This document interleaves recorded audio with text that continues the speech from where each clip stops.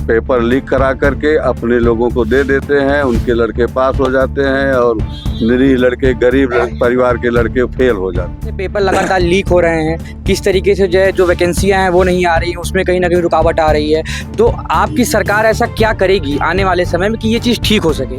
इनके घर में बुलडोजर चलाइए, हम लोग भी चले देखने, या पेपर के माध्यम से पढ़ें, टीवी के माध्यम से पढ़ें, हम लोग भी देखना चाहते, क्यों नहीं चलवा रहे हैं?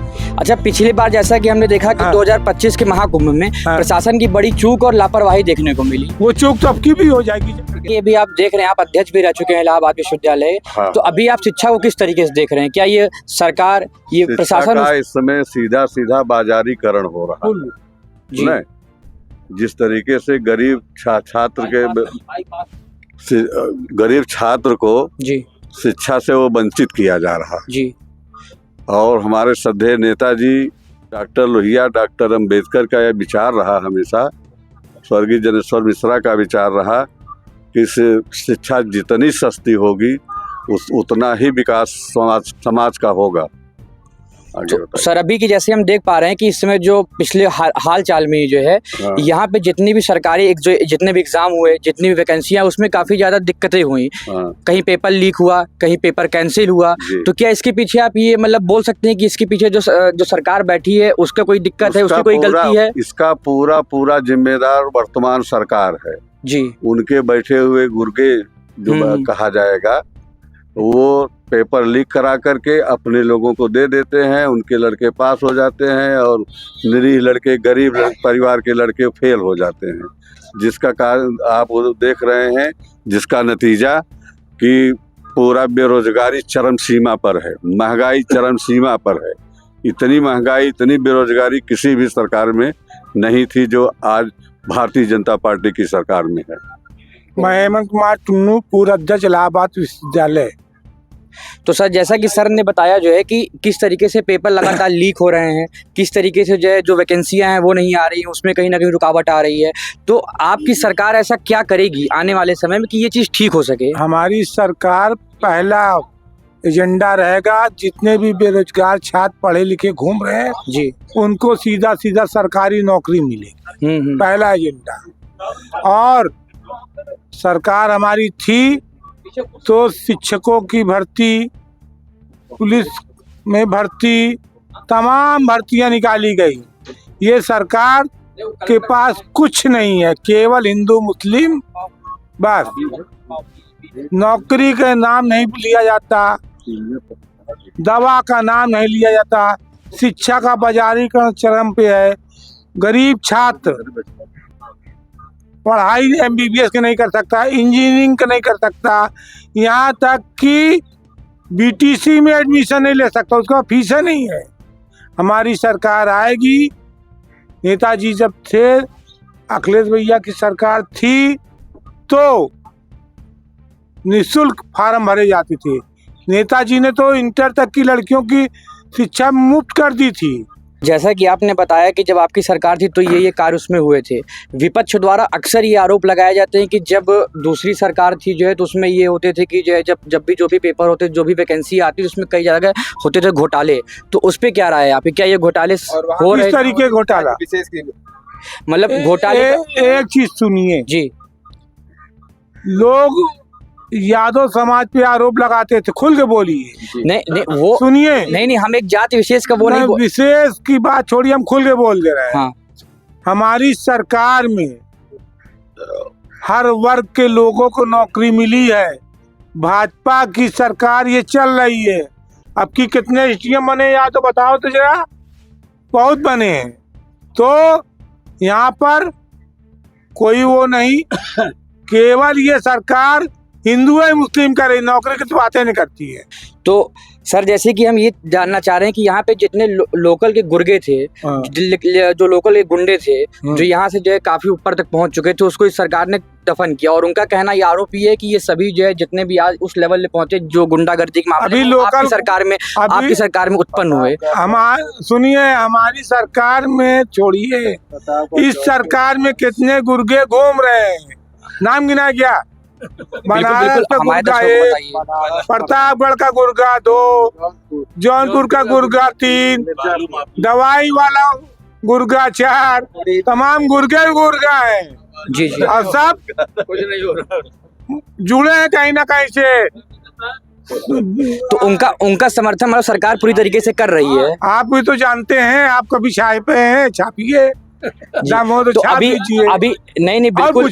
जैसा कि अभी आपने बोला जो है दवाई वाला मैटर, ये वाला मैटर जो है कहीं ना कहीं योगी जी बोल रहे हैं कि ये जो इसके पहले अखिलेश की सरकार थी उसमें जो ये, और अखिलेश जी बोल रहे हैं कि ये सरकार वर्तमान जो सरकार है वो खुद जान रहे हैं इसको। तो कभी हमारी पार्टी गुर्गों का साथ नहीं देती है।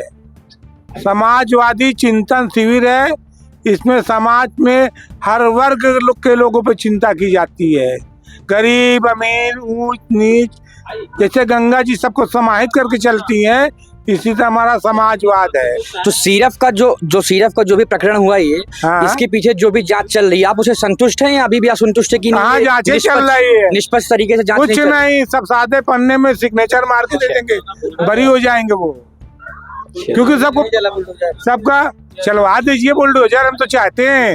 जी जी। हाँ, केवल दिल्ली वाली मस्जिद पे 20 बुलडोजर ले जाएंगे। हाँ जी जी। गरीब आदमियों के घर में बुलडोजर ले जाएंगे, इनके घर में बुलडोजर चलाइए, हम लोग भी चले देखने। जब पेपर के माध्यम से पढ़े, टीवी के माध्यम से पढ़े, हम लोग भी देखना चाहते, क्यों नहीं चलवा रहे हैं? तो आने वाले समय में जो ये इलेक्शन है, चुनाव है अगले वर्ष, इसकी क्या योजनाएं हैं सरकार की? सरकार की योजना है जी, कोई बेरोजगारी न रह जाए, सबको काम मिले, सबको सरकारी नौकरी मिले, पढ़े लिखे लोगों को, किसान खुशहाली के रास्ते पे जाए।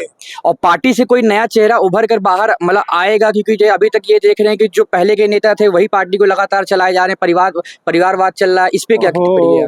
परिवारवाद तो जो सत्ता चली उसमें देखिए, अमित शाह के बेटे जैसा, राजनाथ सिंह के बेटे कौन है अभी बताइए? पंकज सिंह, नहीं, और एक सिंधिया फैमिली माधवराज के बेटे का नाम है ज्योतिराज सिंधिया, अभी कुछ बता दीजिए।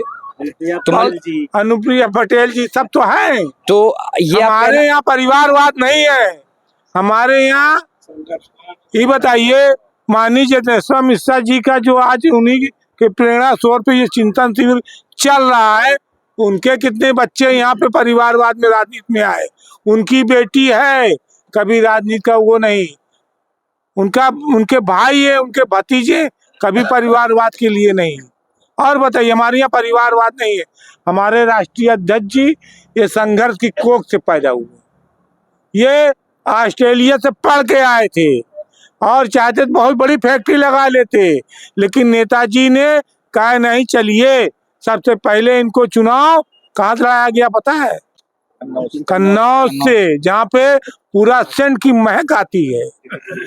हाँ, नेताजी ने कहा कि चलो तुमको संघर्ष की कोख में झोंक दिए नेताजी ले आके, और वहीं से ये राजनीति के कोख से संघर्ष कोख से पैदा हुए। तो समाजवादी पार्टी जो है विकास के बारे में तो बात करिए, आस्था को किस तरीके से देख रही है? आस्था के प्रति क्या उनका रूप? सबसे पहले हम लोग हिंदू है जी, फिर समाजवादी। क्या मैं हिंदू नहीं? क्या नहीं, बिल्कुल आप हिंदू हैं। तो आस्था से बड़ी कोई चीज नहीं है, और आस्था है। हम लोग अभी हमारे भैया राष्ट्रीय अध्यक्ष जी आएंगे, वो भी संगम में स्नान करेंगे जी। नेताजी थे, वो भी संगम में स्नान करे थे। धर्मेंद्र जी सांसद, कई बार के सांसद हैं, देखिए इनका चेहरा, कोई घोटाले सांसद नहीं बने, जनता इनको चुन के भेजी। और लोग तो कई लोग सांसद घोटाले बने हैं, फर्जी गिनती गिना बने। अच्छा, पिछली बार जैसा कि हमने देखा कि 2025 के महाकुंभ में प्रशासन की बड़ी चूक और लापरवाही देखने को मिली, वो चूक तो अब की भी हो जाएगी जब ये सतर्क नहीं रहेंगे, जब ये जी हजूरी में मतलब किसी की गुलामी में लगे रहेंगे, जनता की और ध्यान आकर्षित नहीं करेंगे, तो चूक हो जाएगी। तो आप राष्ट्रीय अध्यक्ष जी थे, हमारे यहाँ कोई ऐसी घटना नहीं हुई। इनका नाम विदेशों में हुआ, ग्रीनिज बुक में नाम आया, विदेशों में इनकी सराहना की गई, और उन्होंने पूछा कई विदेश के प्रांत राष्ट्रपति जी ने कि अखिलेश जी, आपने इतना बड़ा कुंभ कराया और आज तक कुछ नहीं हुआ, तो ये हमारे यहाँ का वो होता है। 2012 के समय जो है उसमें तो हम बड़े छोटे होंगे, लेकिन थोड़ा थोड़ा हमको जो है याद है कि उस समय एक पुल का हादसा हुआ था, और 2012 एक पुल का हादसा वो तो प्रशासन की लापरवाही से हुआ था, जी। और प्रशासन की लापरवाही से हुआ था।